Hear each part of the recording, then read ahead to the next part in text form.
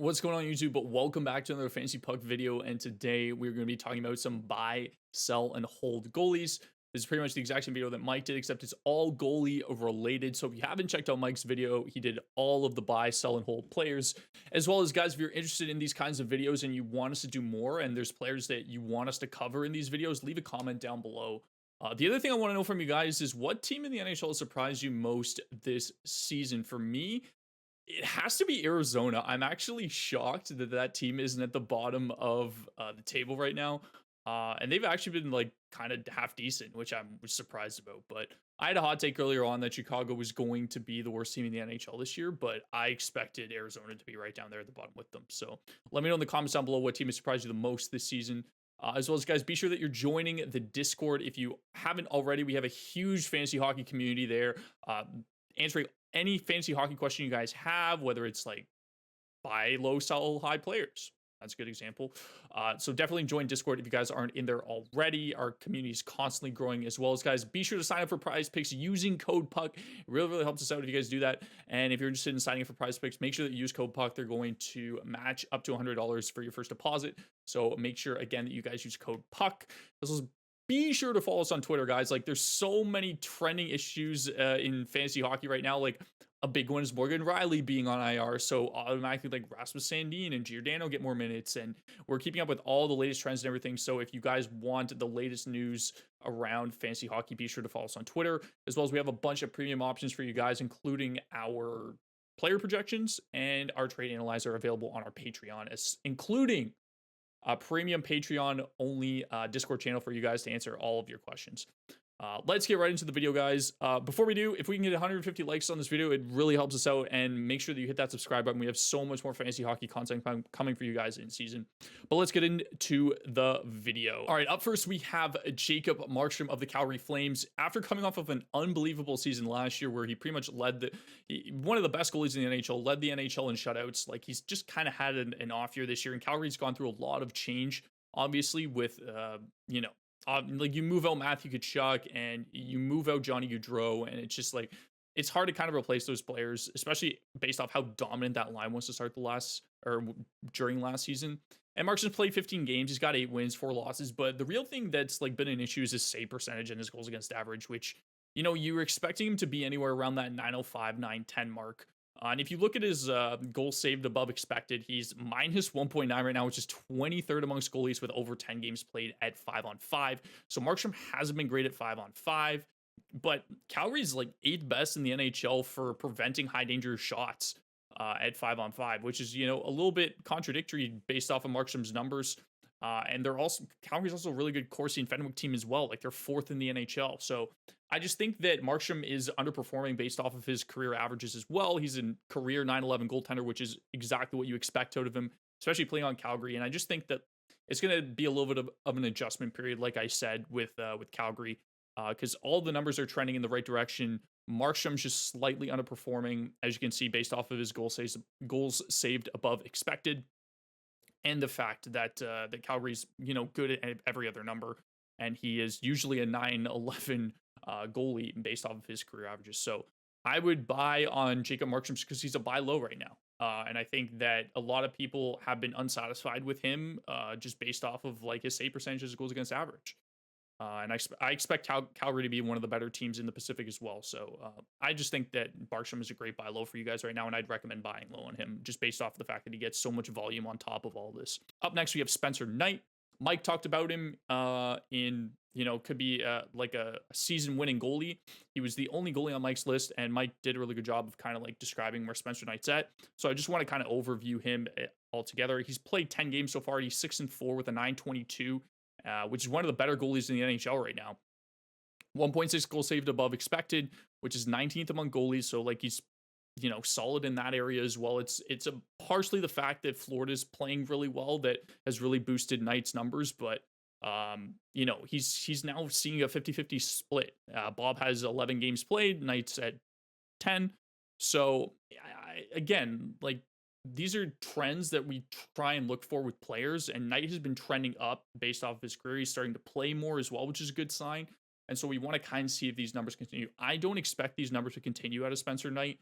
Like, he's a good goalie. I expected him to be kind of around that 910 range, but 922 is really high right now. So if you guys are trying to buy on this player, maybe see if his numbers start to come down just slightly. But I think it's a really, really good future buy option. Number one, just because Bob's been struggling as of late, and I expect, kind of, Mike talked about it in his video, similar situation to Stuart Skinner, where you're just gonna have to start playing your better goalie if you can continue to try and win games.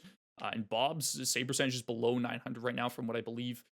And Knights is a really, really good 922. So he's only allowed more than 3 goals in one of the games that he started this year.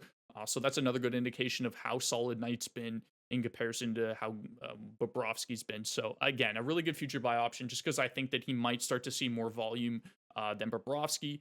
And he's obviously playing really well. So you either kind of have to get him now, because it's very possible that his value could increase if he starts seeing more ice and seeing more starts. Or you could try and wait and see if, his numbers dip down a little bit, that he could, you could snatch him for like less of a premium at that point. But this is definitely a buy goalie for me, and I'm expecting big things that night to continue on. It's like Florida has shown the biggest thing comparison to Edmonton and Florida is Florida's shown in the past that when Bob has been struggling, they've gone to Spencer Knight in confidence, which is why I think like he's a buy goalie. Where Edmonton's a little bit of a different situation. Like, they just brought Campbell in this year, and they kind of need somebody to play in net, because Campbell is not a good option. So I expect Spencer Knight to start playing more games. Is pretty much what I'm trying to get at. Moving on to sell, and this is a no-brainer, guys. If you are one of the 81% owners of Carter Hart, please sell him right now. Let me explain, all right? 14 games played, 6 wins, 4 losses with a 920 save percentage and a 268 goals against average. In his last 6 starts, he has 0 wins, 6 losses, and every single start that he's had below an 893 save percentage. The regression, I read it in all caps for you guys. The regression is happening right now. Sell him, please. He still leads the NHL in goals saved above expected with a 12.5, which is staggering. Obviously, you can use that to kind of like sell him and use the current save percentage and just say, oh, Philly's just having a little bit of a slump right now. They're a very insulated team with Tortorella. Here's a 920 goalie that leads the NHL in goals saved above expected. Take him. And then you just go and get one, one of the buys. You might be able to get Markstrom. You might have to add a little bit to it, but you might be able to get Markstrom. Just because it's, similar volume out of the two right now. But Flyers are bad, guys. Like, they're 28th in terms of Corsi percentage and 27th in terms of Fenwick percentage. And they have the 3rd highest expected goals against, and they're 25th in the NHL in expected goals for, and 8th in the NHL in terms of high danger shots against. So all of the numbers are pointing towards regression. We've seen regression already in his last 6 games. He is going to regress. He's not a 920 goalie. Sorry. He might be a 920 goalie, but Philly is not Philly's just not a good team. We know this, right? And I think that he's probably not a 920 goalie. He might be. I don't know. Like, Carter Hart was a really highly touted prospect, and he hasn't really had an opportunity to really prove his worth. And so I expect him to be anywhere around like a 910, but you can sell him as a 920 goalie right now, which is the point I'm trying to make. So please sell him right now if you guys have him. I would 100% do it. I've already traded Carter Hart in my league. Unfortunately, it was for Thatcher Demko, who doesn't seem to be... We'll get to Demko in a second. Hold on. The next sell goalie we have is Anton Forsberg. 47% owned. Definitely one of the more, probably like one of your 1B or lower ranked goalies that you guys have on your team. But if you do own him, I'd recommend selling on him for a couple of reasons. He's got a 904, which is solid. Like you expect this out. You expect it out of Forsberg. He had like around a 910, 911 last year. But the big issue now is that he's now splitting time with Talbot. And Ottawa has not really lived up to the hype. We expected them kind of to be competing for a wild card spot, but they're nowhere near that. They're in the bottom 5 of the league. They also have a bunch of issues on defense. Shabbat and Jared Bernard-Docker, the guy that they brought in to kind of replace Shabbat, are now both injured. Shabbat's expected to return pretty soon this week. But again, like, he hasn't been good defensively at all this year. And so, like, if you look at their last 5 games, Forsberg has 1 win, 4 losses with an 879 save percentage and a 2.8 goals against average in his last 5. And the Sens are 6th highest when it comes to high danger shots against, and expected goals against per 60. So obviously, like, Ottawa's not a very good team. Forsberg has gone from being the main guy to now splitting time with Talbot. And so I would just recommend moving him now while he's still above a 900 save percentage, because I, again, expect him to regress a little bit. And he's just not getting the volume that he used to. You say, like, okay, he's got a pretty good sample at this point, 13 games played. Like, yeah, Ottawa's a bad team, but he's a solid goalie if you guys just need save percentage and goals against average. But I'd recommend selling on him right now just because he's no longer the go-to guy, and Talbot's here. So expect his volume to kind of like come down. All right, moving on to holds, we have Thatcher Demko of the Vancouver Canucks. As you can see, he's only at 82% owned now, which is honestly like not surprising to me at all. He's got 2 wins in 13 games with 11 losses, 2 of which are in overtime, with an 8.83 save percentage and a 3.87 goals against average. Guys, the Canucks are very, very bad. We know this. It makes sense to hold Demko in keeper leagues, but he might be a drop in season long. Which, again, like, it's still early, guys. Like, be aware of this. We're not even at the 20 game mark for most of these goalies yet. He's got a negative 9.1 goals saved above expected, which is 3rd worst in the NHL. But he's a career 910 save percentage goalie.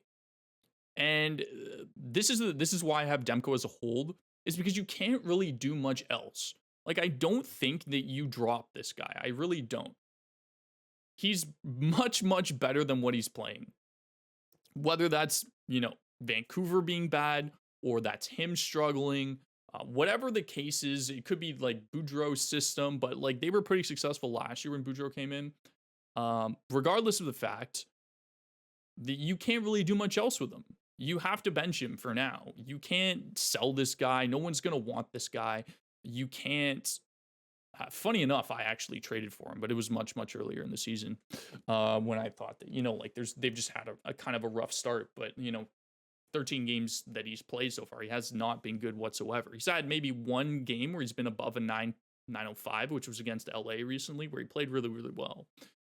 But he's a 910 goalie, and you can't do much else. You have to hold on to him. You really just have to bench this guy and hope that he either improves or he gets to the point where you can justify dropping him. And then just find other goalies that are on waivers that could potentially, help your goaltending situation. But to me, like, the big thing that offsets this from being a hold than a drop is that he's a career 910 goalie. And he's just struggling.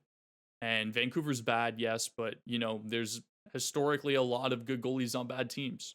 And he may not win every game, but if he starts getting above a 900 save percentage and starts getting above maybe even like a 910, like you have a good goalie on your team, and he gets so much volume and he gets so many shots and saves that I think he's just worth holding on to. If it gets to like halfway through the season and you've just really like you can't justify holding on to him anymore, obviously you drop him. But for right now, it's still early. Let's not hit the panic button. Not that you can hit the panic button, really. Like I said, you don't really have a choice other than to hold him. Our last hold is Juuse Saros, who's 97% owned. And 15 games played, 7 wins, 6 losses with a 905 save percentage and a 306 goals against average. Saros has really been he was really underwhelming to start the season. And that's because Nashville went 2-8 in their first 10 games played. But now in their last 5, Saros has 4 wins, 1 loss with a 926 across those 5 games and a 2.4 goals against average. So he's clearly a lot better than what he's playing. But you look at that 905 save percentage and you're like, well, he's kind of struggling. And he did kind of struggle earlier on in the year. And he's a career 919 save percentage goalie, which is absurd based on how much he plays. So definitely hold on Saros. Like, I wouldn't ever trade this guy regardless of how bad he's doing, just because of how much volume he gets. But the Preds are 6-3-1 in their last 10. So they're trending upwards in the right direction, and they're 8th in expected goals for per 60, as well as the 6th best in the NHL in terms of high danger preventing, 6th best in the NHL preventing high danger shots. So again, like, you just hold on to Saros. He's 97% owned. He just had a little bit of a struggle earlier on in the season, but now he's looking more like the goalie that he normally is. Guys, that's going to do for this video. Thank you so much for watching. Like I said, if there's specific players or goalies that you want us to cover and do another video like this in similar style of like a hold, a sell, and a buy, let us know in the comments down below. If we miss anybody specific that you want us to cover, leave them in the comments down below. We can maybe get to that in the next video if you guys want to see more of this content. be sure to let us know. And be sure to hit that like button if you guys did enjoy the content, guys. Thank you so much for watching. I will see you guys in the next video. Hope you have a fantastic rest of your day.